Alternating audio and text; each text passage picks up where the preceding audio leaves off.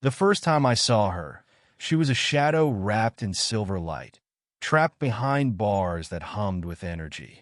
Her eyes glowed like twin moons, and her skin shimmered with faint iridescent patterns that moved as though alive. She was beautiful, haunting, and impossibly alien. She had been there for 100 years, caged, forgotten, and left as a relic of someone's cruelty. And I was the fool who stumbled into her prison. It happened on the forgotten planet of Zithera, an abandoned outpost on the edge of known space. I was a scavenger, picking through ruins for tech to sell. My ship, the Starlight, was barely holding together, and I was days from starving when I heard whispers of a vault hidden deep beneath the surface, something worth more credits than I could dream of. I wasn't the first to come looking. Zithera was littered with the bones of explorers who tried to take what wasn't theirs. But desperation drove me deeper into the vault, past crumbling tunnels and ancient glyphs, until I found her. The chamber was massive, bathed in pale blue light emanating from the cage at its center. Bars made of pure energy buzzed softly, casting flickering shadows on the walls. And behind them, she stood. Her silver hair flowed like liquid, her iridescent skin pulsed with faint patterns, and her eyes, golden and otherworldly, met mine with something between curiosity and sorrow. "Another thief," she said, her voice a quiet melody that echoed in my bones. I froze. "You can talk." "Of course," she replied, tilting her head slightly. "You all talk, and you all leave." Her name was Nixer, and she was no ordinary prisoner. I was condemned, she told me, sitting in the center of the cage as if it were a throne. My people were afraid of what I could become. "What does that mean?" I asked, cautiously circling the energy cage. Nixer's gaze burned into mine. "I was born with the power to change worlds, to bend matter, time, and space. But they feared me. So, they placed me here, locked away for 100 years, where no one would find me." I frowned, staring at the cage. "That's barbaric." She smiled faintly. "Is it? Your kind isn't so different." I didn't argue because she wasn't wrong. Humanity had its own brand of cruelty. But I couldn't ignore the spark of injustice flaring in my chest. "Can I free you?" I asked. Nixer's patterns pulsed brighter, a sign of surprise or hope. "You would try? What happens if I do?"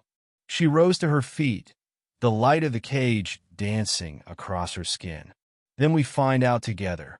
The controls for the cage were embedded in an ancient console on the far wall. It was broken, centuries-old tech that looked more like art than machinery. I didn't understand the symbols or the humming circuits, but I worked anyway, hands shaking as I reconnected wires and rerouted energy. "You don't have to do this," Nixer said softly, watching me. I glanced up at her.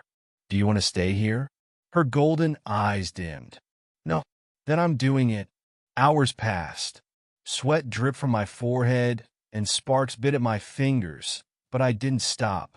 Finally, the console hummed louder, and the bars of light flickered. "Is this it?" I whispered. Nixer stepped closer, pressing her hands against the energy field. "Yes." I pressed the final sequence, and with a sound like shattered glass, the bars vanished. For the first time in 100 years, Nixer stepped free. The air crackled around her as she emerged. Her patterns flared brilliantly, spreading across her body like living constellations. For a moment, I thought I had made a terrible mistake. What if her people had been right? What if I had freed something too powerful to control? But Nixer turned to me, and there was no anger in her eyes, only relief. "You kept your word," she said softly. I nodded, breathless. "What now?" Her gaze lifted to the crumbling ceiling, where faint light from the surface seeped through. "Now I see the stars again. We made our way back to the surface together. The ruins of Zithra felt smaller with Nixery walking beside me, her presence lighting the way. "Why did you help me?" she asked as we climbed toward the sunlight. I thought about it. "Because no one deserves to live in a cage." She smiled faintly. "You are strange for a human." "Thanks, I think." When we reached the surface, the sky stretched endlessly above us, a vast sea of stars shimmering in the twilight. Nixery tilted her head back, her patterns glowing brighter as she looked up. "I miss this," she whispered. "It's beautiful," I said, watching her. "It is," she agreed, turning to me. "But I was talking about you." We traveled together after that. Nixery had no home to return to. Her people were long gone, their world abandoned like the vault where they'd left her. She became my partner, helping me salvage ships and find things others couldn't. Her abilities were extraordinary. Machines hummed to life at her touch, and space itself seemed to bend around her. But it wasn't just her power that amazed me. It was her. The way she laughed softly when I made a joke. The way she marveled at stars as though they were old friends. The way she looked at me, like I was the first person who had ever seen her. "You're not afraid of me," she said one night as we drifted through space. "Should I be?" I asked. She shook her head, her golden eyes soft. "No, I think I'm afraid of you." "Me?" I laughed. "Why?" "Because you make me feel something I don't understand." I reached out, taking her hand. "Maybe that's a good thing."